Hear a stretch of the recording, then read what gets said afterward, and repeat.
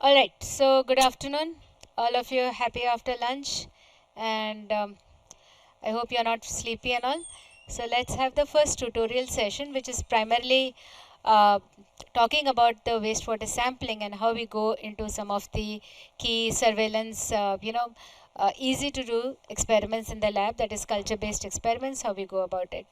So first thing first, for wastewater surveillance, we do need to have the sample in place. So we need to go ahead and do the sampling.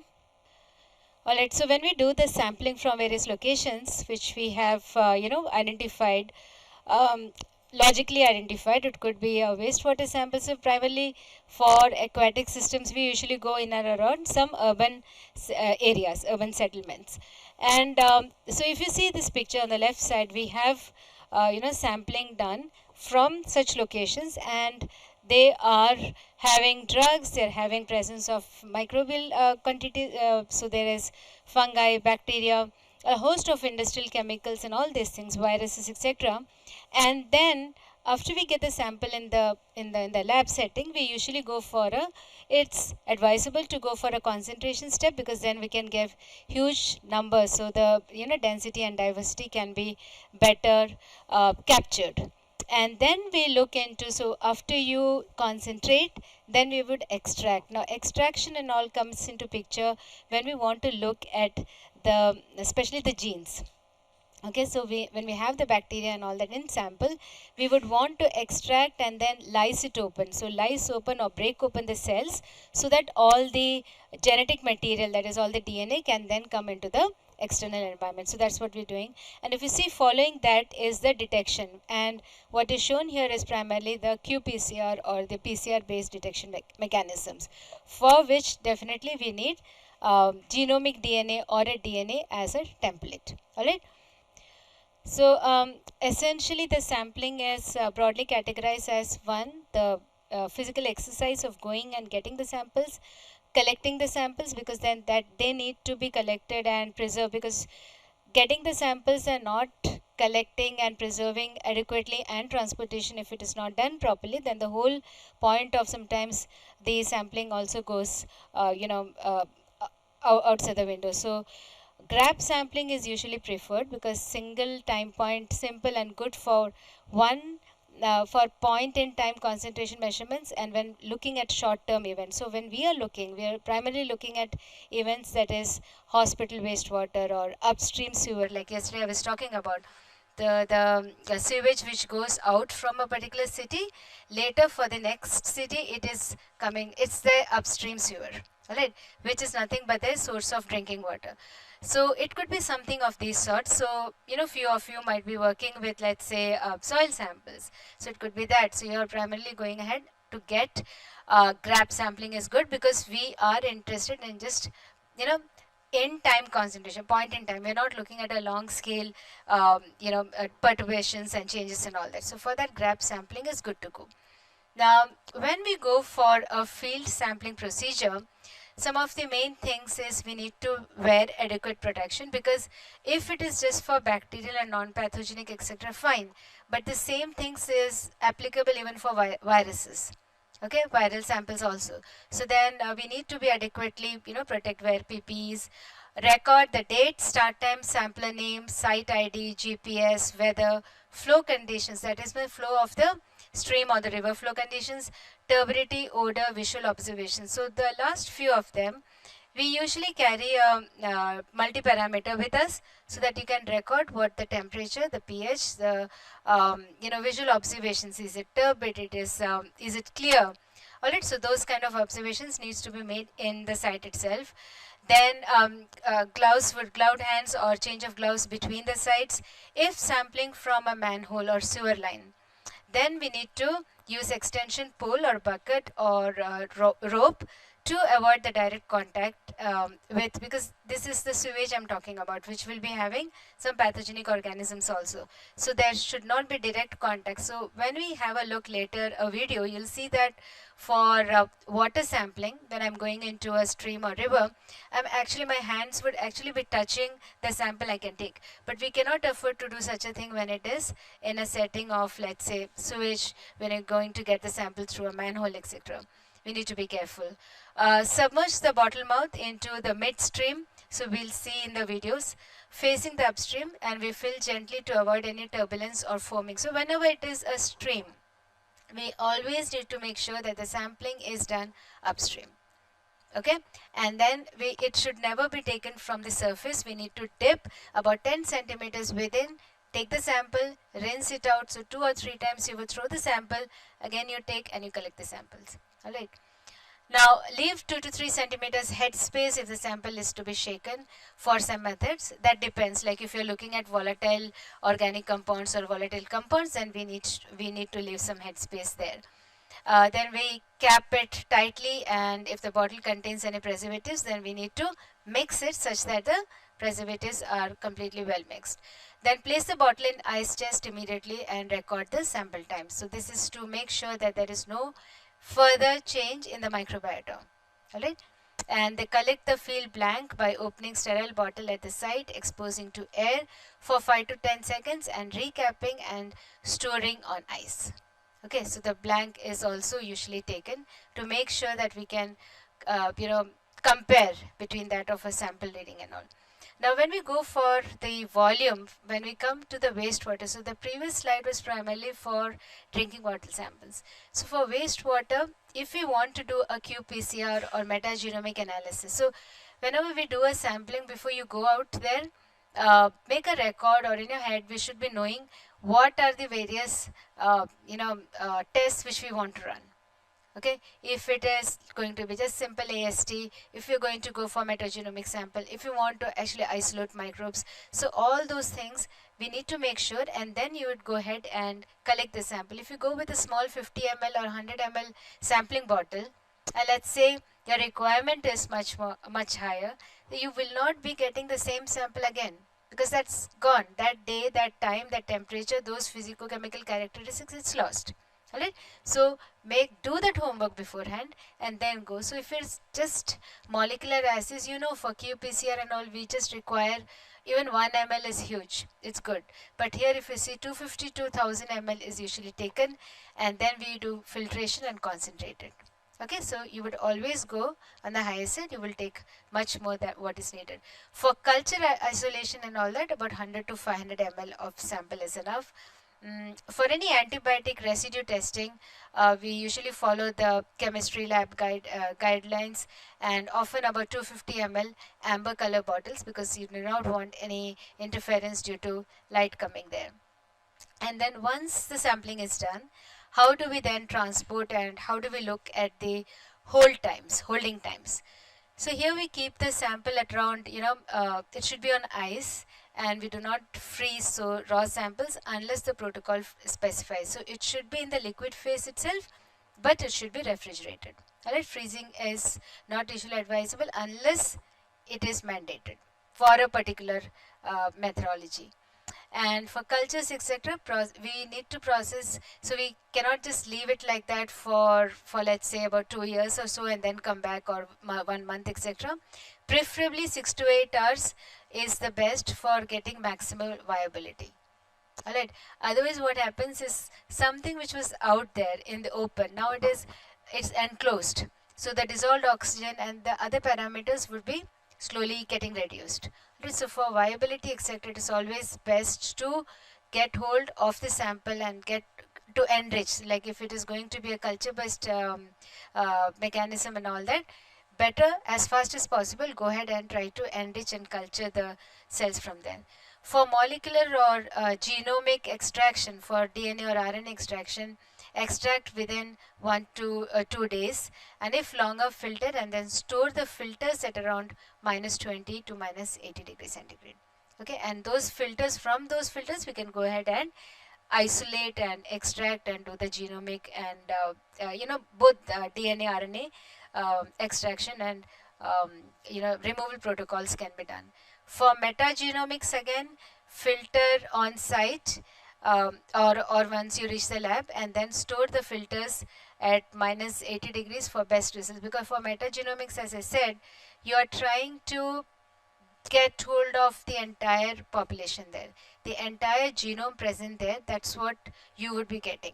Right? So make sure that none of this is lost. So we usually go for a minus 80 preservation to make sure that there is no risk of any loss of samples or any, not samples, it could be microbes or loss of any genome, genetic data. So just to preserve all that.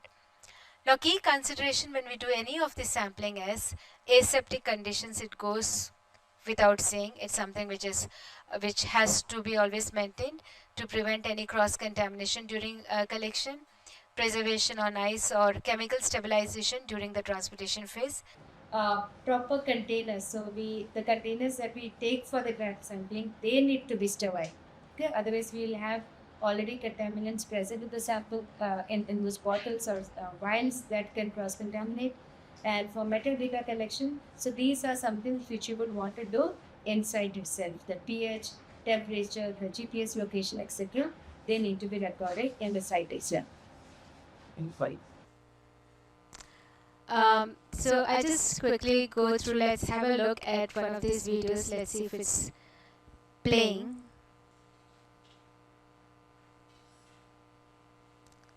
No.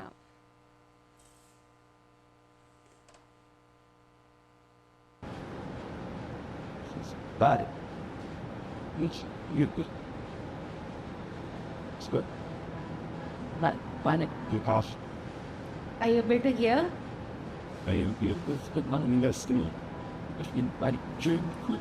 This primarily does sample collection at a sewage treatment plant.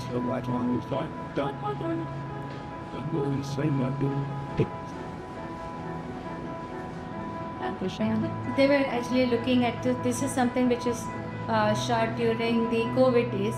So they are fully clothed adequately because they're dealing with virus there. So that's a base.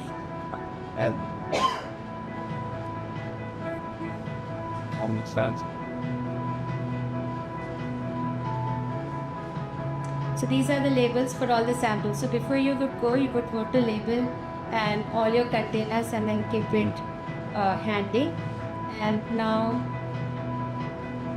they're collecting from the surface level. This is for effluent samples.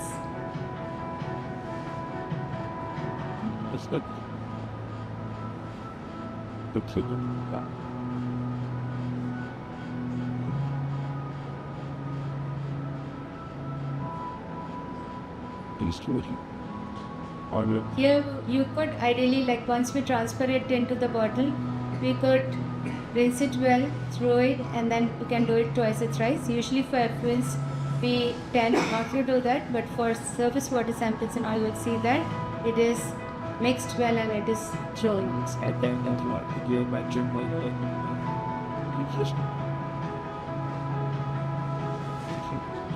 Thank you.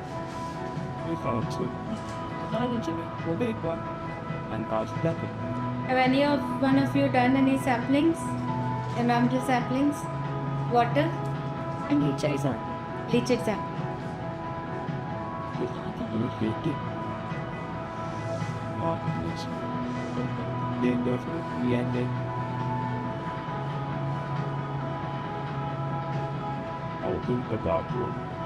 So again I repeat, they're doing this because they're looking at virus.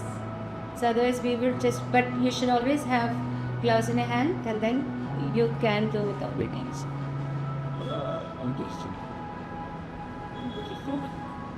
I don't rush back my hand and I have back. Flying in the mountain. That's funny.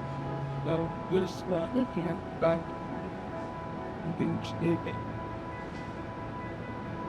So these are the refrigerated ice box into which the samples go, 4 degrees centigrade. The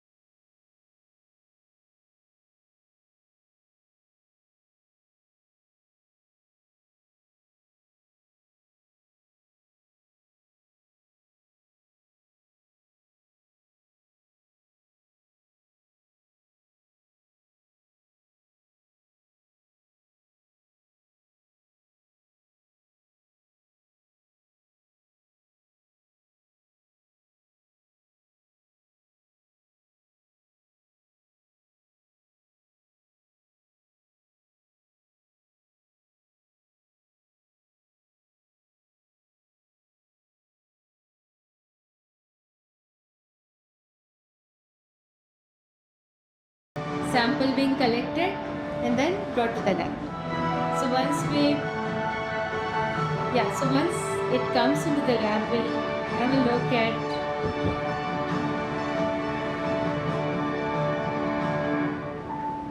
right. So now we got the sample, and what sample it was is we're looking at the wastewater effluent samples. Alright, and what I want to do with this, so let's assume that we have collected these samples from our institute wastewater treatment plant, which was the initial intent when we were planning to do this. So let's assume that we got the sample in the lab. Let's try to do this AST testing about which we were talking in the morning. Alright, so in the disk diffusion method, primarily, so this what we were seeing is nothing but a Petri plate, and whatever these round discs you see is nothing but the discs having antibiotics. So when I'm going to place this and onto that agar plate, I'm going to inoculate the bacteria also. Not my bacteria, but my sample that I've just got. Now in this sample there are different types of microbes present, and when I'm going to place this disc on the top, those discs are having antibiotics. So those antibiotics will now penetrate from the disc and it will slowly migrate inside the agar. So that's what is happening. Alright. So what will happen is eventually, so there is growth of bacteria. So if there was no discs present, the entire agar plate would be having bacterial growth. When I am placing my discs there will be zones of inhibition being formed there. Okay, so when I'm placing an antibiotic disc on an agar plate inoculated with bacteria and incubated, so usually we'll incubate it at 30 degrees centigrade for about 24 hours to 36 hours, and if the bacteria is sensitive, then growth is inhibited. That means the bacteria is sensitive to that antibiotic. Growth is inhibited, that means there in that particular area there will not be any presence of microorganisms growth. So you'll see the entire plate having colonies, so there will be creamish colonies everywhere, but around that particular disc you'll find an area, a zone where there is absolutely no growth. Why? Because that bacteria is sensitive. Okay, and that antibiotic is actually meant to kill it, meant to make it dead. So if it is going to be dead, then near that particular filter there will not be presence of any cells. So that clear circular area around the disc where there is no bacterial growth is called as the zone of inhibition. Alright, so if you see this, when I'm having a whole slide, so here in the first case we are having there are three types of discs placed. So there is A, B and C. So I am placing three different types of antibiotic in a disc, okay, in a Petri plate, and then I am leaving it for growing for about 24 hours. After the end of 24 hours, all this shaded region that you see, there is growth of bacteria. Alright, but around A, B, C, you see that, so around C there is a huge area where there is no growth. B, there is a smaller zone, and around A, bacteria is happily growing. What does it mean? Around A, so these A, B, C are different antibiotics. Okay, and there is growth of a culture. So around A there is no zone at all and bacteria is happily growing. So what does it mean? Yes, so this particular bacteria, so let's assume that it is just bacteria, let's assume it is E. coli. Okay, it means that E. coli is resistant to this C. Whatever concentration, maybe if you put a higher concentration it might be killed, but whatever concentration given now is not enough to kill the bacteria. So it is happily growing. Okay, so what we want is when you have an antibiotic out there, it should be capable of killing the bugs. Alright, so here from this, so what we do is we measure what is that zone. So the bigger the zone or bigger the distance, bigger the zone of inhibition, what does it indicate? More is the susceptibility or resistance? Resistance. It's the other way around. Okay, alright, more is the resistance. So how we quantify it is by looking at the diameter in mm of this area with a ruler, or we can have a caliper also. Alright, so just one bacteria used here, 3 different antibiotic. In this example we are having 3 different discs, so the same bacteria is rendering different properties or different resistance and susceptibility properties to different antibiotics. Okay, that's as simple as that.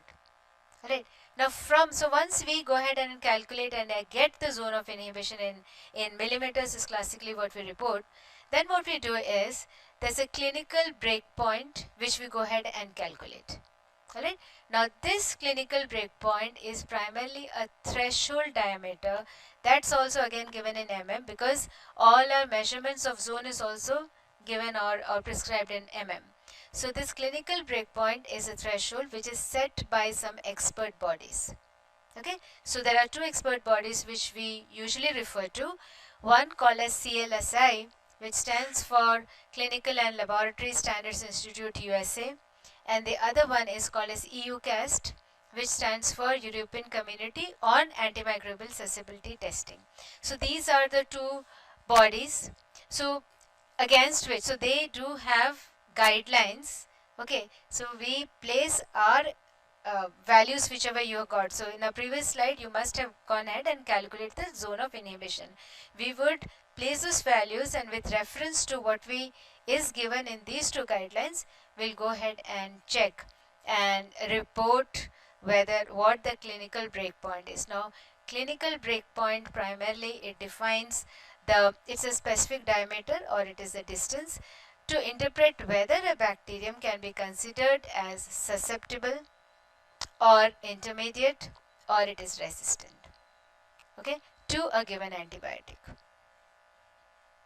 Okay, so if I go to the previous example, you would have seen, like here in this case, when I'm having these 3 examples of ABC and I'm having different zones of inhibition, after I get those values, what values? After I get my zone values in mm, I will then go ahead and refer to one of these standards which are placed, and I would check against that, and I'd see that whether A is it susceptible, or it is coming under the category of resistance, or is it intermediary. So for each of the antibiotic, I can go ahead and get those values of whether it is S or I or resistant with respect to a particular antibiotic.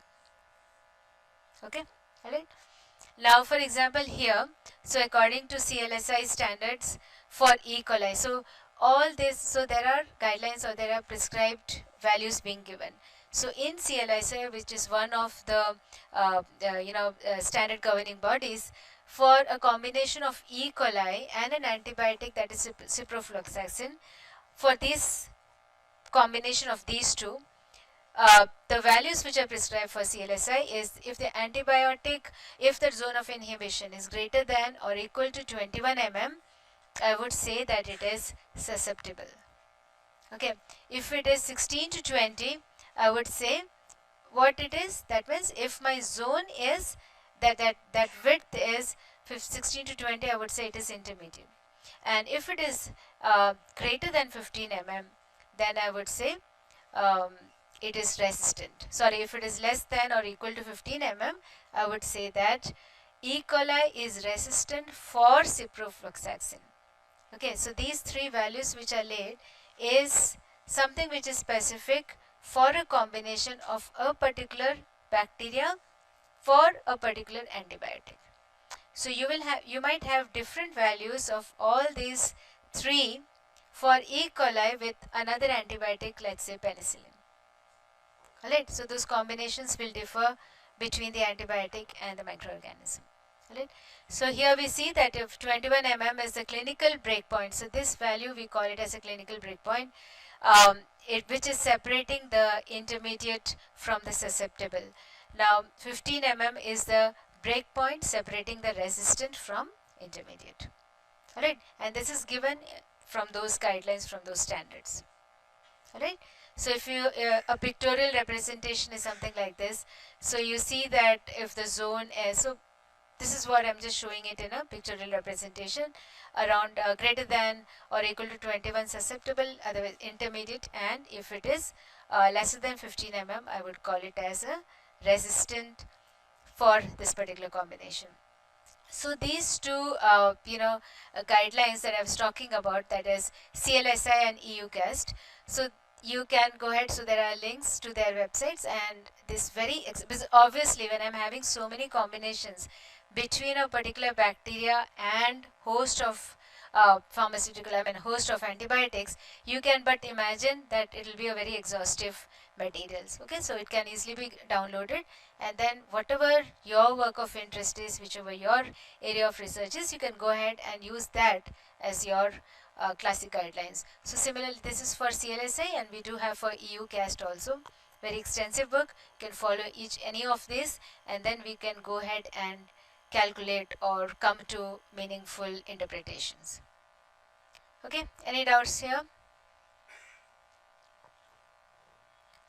So let's assume that the sample that we collected, seeing that video, we got it, and we tested 10 isolates with an antibiotic. Okay, and the zone diameters are given here. So these are the, so when I, for one of the antibiotic, I got 20, then 22 mm and all, so on for all these 10 samples. So breakpoint is defined as greater than or equal to 18 mm is susceptible. So that's something which I got for, let's say, from CLSI. Okay, how many isolates are susceptible as per you? How many isolates are susceptible? Breakpoint greater than or equal to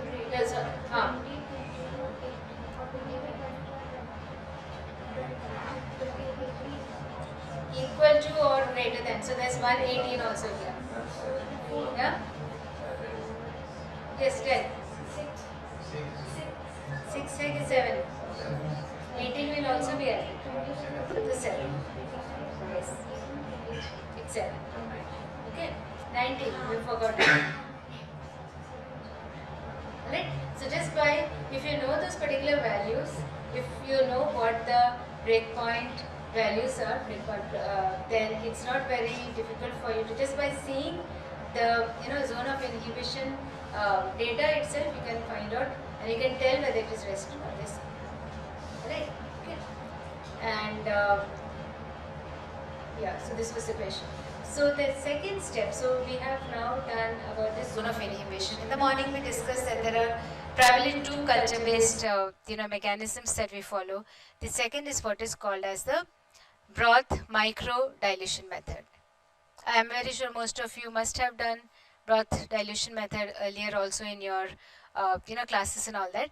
Now what we do here is we try to determine what is the minimum inhibitory concentration.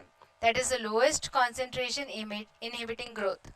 Now in this diagram, if you see, we have a host of test tubes, and in the x-axis you're seeing that there is increasing antimicrobial concentration.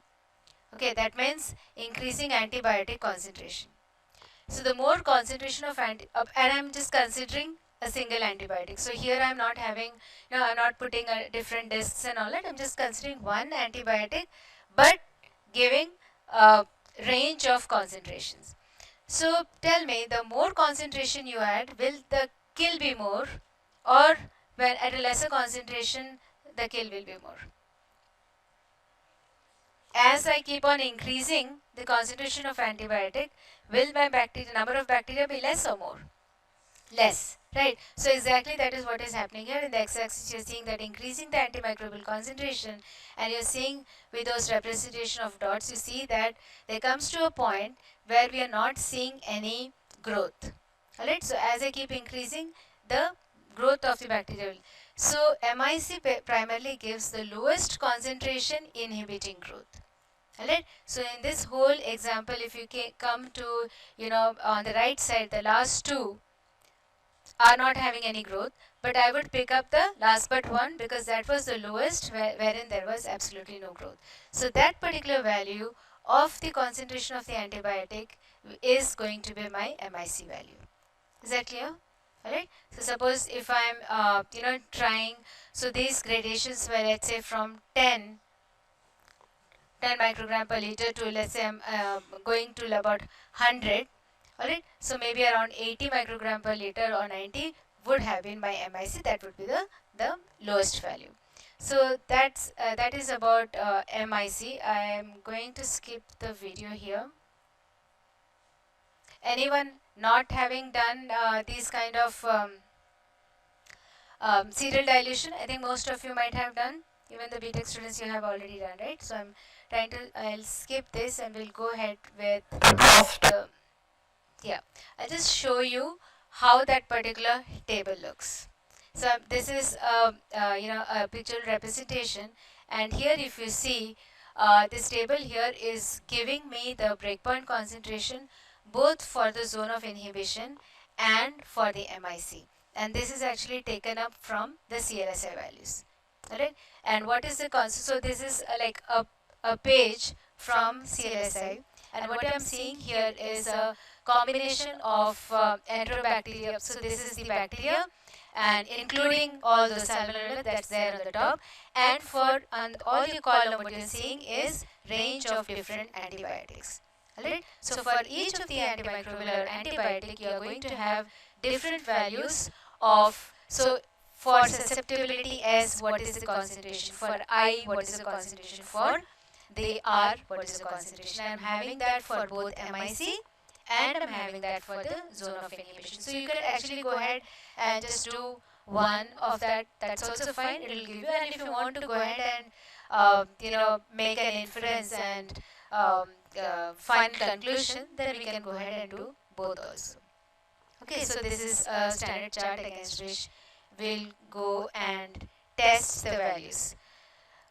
So yeah, we'll do some examples. So primarily that is what I was meaning to take here. A broth microdilution plate has antibiotic concentrations. So this is, I'm giving an example of microdilution, wherein 32, 18, so these are the concentrations of the antibiotic which is going to be added. Alright, okay, and for which after incubation we see no visible growth at 8 microgram per ml, and above that 8 microgram there was no growth, and below that but there was growth at 4 microgram per liter or below. Right? So what is the MIC? Yeah. Right. So we have a few examples like so. So if you want to try them, let's do. We were trying to do it in Kahoot, but it did not materialize. So last minute I'm just showing it like this. So in a broth microdilution test, what is the minimum inhibitory concentration? What do you think is the correct answer? Yes? MIC. What is that? No, so is it the red, blue, yellow, green? Blue? All of you think it's a blue? Sanya? Right, yeah. Okay. The concentration that is 99.9 of the bacteria? That's not good.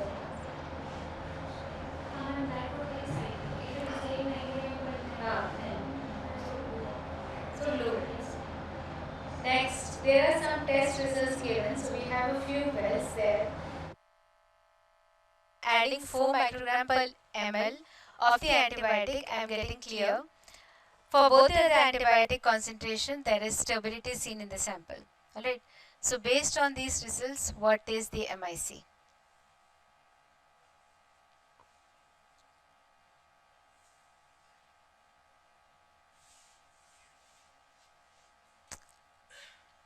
One microgram.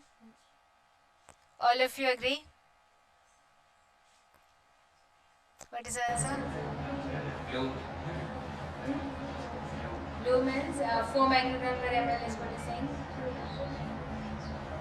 So what was your justification for yellow? Because we are talking about MIC, that is the inhibiting concentration. Okay. If it is clear that the bacteria are not dividing, so all bacteria are dead. That's what I.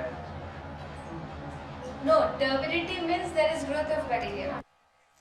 turbidity. So whenever you're having a turbid culture, so when the bacteria grows, it becomes turbid. Okay? It's clear that bacteria are not divided. Yeah. Growth has been graded. No. So what is the answer? Blue 4 microgram per liter. Right. We'll do one more. And isolate has an MIC of 4 microgram per ml.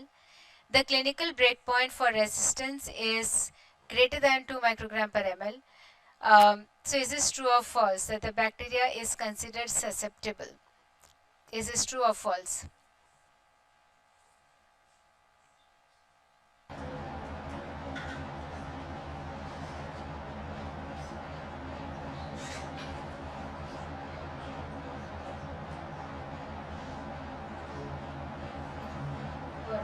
True.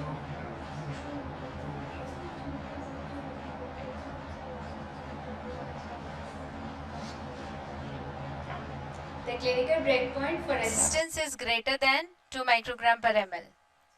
Okay. So is this considered to be susceptible or resistant?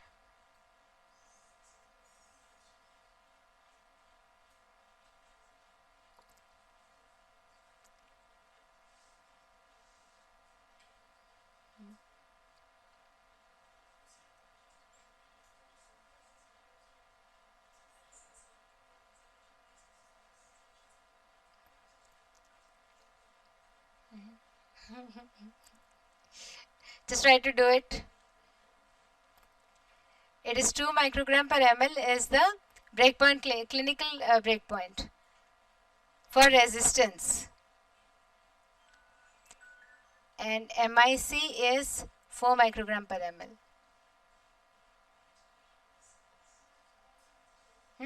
Yes. So you know what it becomes, so when you just look it like this, it appears that it is a correct answer, but no, you have to very carefully look at both the data. Here both are given. Yeah, MIC and this. Now why is it false?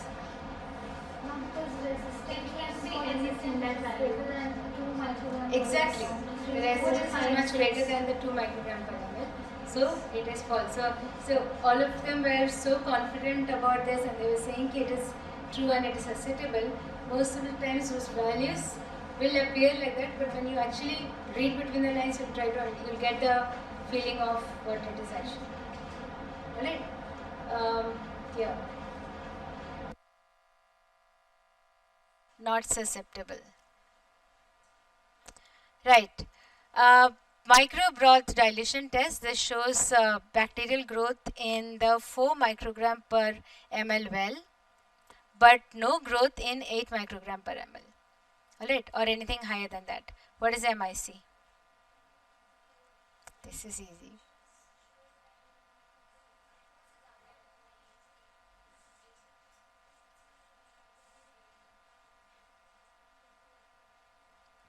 So what is the answer? Now Rahul is scared to give any answer. Yes. Yes. Yeah. When it is said it is that more, then obviously it is the next highest, which will be 8. Yeah. So pretty much that is what we have. One also, what is MIC of these 4? What do you think is the correct answer? What is MIC? The lowest antibiotic concentration that inhibits visible growth of bacteria, right? So maybe, so this is what we had for the tutorial. The broth dilution method is one of the most commonly used techniques in microbiology to determine the MIC, the minimum inhibitory concentration. How the assay works and what the definition of the MIC is will be explained in a second. And 4, make sure to hit the subscribe button and activate the notification bell. Antibiotics are extremely important drugs against bacterial infections. There are many mechanisms of action, but one also is to eliminate bacteria. And avoid all bacteria, get rid of the antibiotics.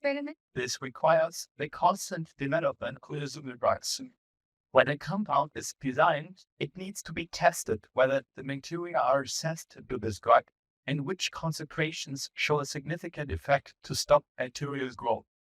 This concentration is referred to as the MIC, the minimum inhibitory concentration. Different concentrations of the compound are tested on the exact same number of bacteria. The growth is monitored over time. In this example, low concentrations of the antibiotic did not show any effect since the bacteria displayed growth. High in medium concentrations were able to inhibit growth. In this case, the minimum concentration that can inhibit bacterial growth, in other terms, the MIC, equals the medium concentration. Therefore, the MIC is considered the lowest concentration of a drug that prevents bacterial growth. The most commonly used method to determine the MIC is the broad microdilution assay. In a first step, the bacterial culture is prepared. The culture contains a special medium and bacteria. With the help of the spectrophotometer that measures the turbidity, the optical density is adjusted to 0.5. That's very fine. Because the finite number of bacterial cells per NF in the second step, different dilutions are made, typically by preparing a serial dilution of a stock solution as shown here. The different compound concentrations are now transferred into a 96 work-based. For the inoculation, we make sure to add the same number of bacteria to each well. Apart from samples, 2 controls are used for this assay. The growth control, that contains no drug but just bacteria, is expected to show how bacteria grow without the compound. The second one does not contain bacteria. The sterile control, which is only medium, is expected to not show any bacterial growth after incubation. The incubation is done over approximately 18 hours at 37 degrees. A plague reader can determine the turbidity at different time points. Before the results can be analyzed, a reintroduction of the typical bacterial growth curve is necessary. Since the bacteria will grow over time, the turbidity increases as well. Under normal conditions, the curve can be separated into different phases, starting with the lag phase, continuing with the exponential growth, also known as the log phase. After that, depletion of essential nutrients is one factor to limit bacterial growth in the stationary phase, which later results in dying cells. Taking a look at the results, the growth control shows a typical growth curve like expected. The sterile control does not display any increase in turbidity. Since no bacteria should have contaminated the medium, this was also expected. Low concentrations of the compounds, 2 as 1 microgram per ml, were not sufficient to prevent bacterial growth. Higher concentrations, reaching from 32 to 4 microgram per ml, however, were enough to inhibit growth. In this case, the lowest concentration that is capable to stop bacterial growth would be at 4 microgram per ml. This is the MIC. How do antibiotics work, and why is antibiotic resistance such a challenge for us? Okay, all right. So it is always what is stopping and the lowest concentration of that. You see one more of the disc, and then a physician must know the sensitivities of the pathogen causing a patient's infections. The most widely used method of testing is the disc diffusion method. So this method, is how the zone also of inhibition known as looks. the Kirby-Bauer With a test. scale, we go ahead and the National Committee for Clinical Laboratory in Standards millimeters recommends using a nutrient medium called Mueller-Hinton agar. Each bacteria must be tested separately. The Mueller-Hinton agar is inoculated to get a lawn of bacteria on the surface. Label the bottom of the plates with your name, date, and bacterium. Flame the tube and replace the cap. Remove the cap from the culture. Flame the mouth of the tube. Dip a sterile cotton swab in the broth culture to be tested. Gently press the swab on the inside of the tube to remove excess liquid. Swab across the agar in one direction without leaving any gaps. So if you're not going to put any disc and you're going to swab it like this, you leave it overnight, you can see next day Turn the there's plate full 90 degrees. complete growth of all the cells. Using the same swab, swab the plate again. This time, you are swabbing perpendicular to the first inoculum.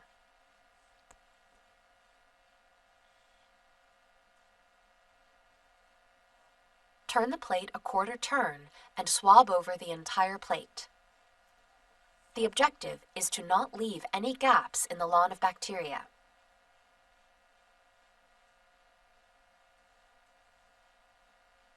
Replace the cover on the plate and let the plate stand for 5 minutes. Discard the swab. Standardized antibiotic-impregnated paper discs are used for this test. Choose 5 antibiotic discs to test. Sterilize forceps by dipping them in alcohol and burning off the alcohol. Hold the forceps pointed down and keep the flame away from the beaker of alcohol. Obtain 1 antibiotic disc with the forceps and place it on the agar's surface. Replace the Petri plate lid. Sterilize your forceps. Pick a disc with a different antibiotic and place it on the agar's surface.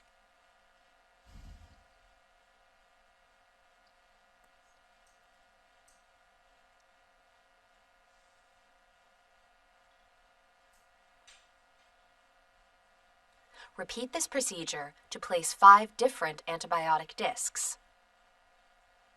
Incubate the plate, inverted at 35 degrees Celsius for 24 to 48 hours. The antibiotic diffused from the disc. The bacteria should grow uniformly over the agar surface except where the antibiotic inhibited or killed them. Using a ruler on the underside of the plate, measure each zone of inhibition and record the size of each zone. This value can be compared to the clinical and laboratory performance standards to determine whether the bacterium is susceptible to an antibiotic. After recording all of your data, properly discard your plates to be autoclaved. Alright? Yeah, so pretty much that was there for the tutorial. If you have any more questions from theory or something, I'm happy to ask. You can happy to discuss.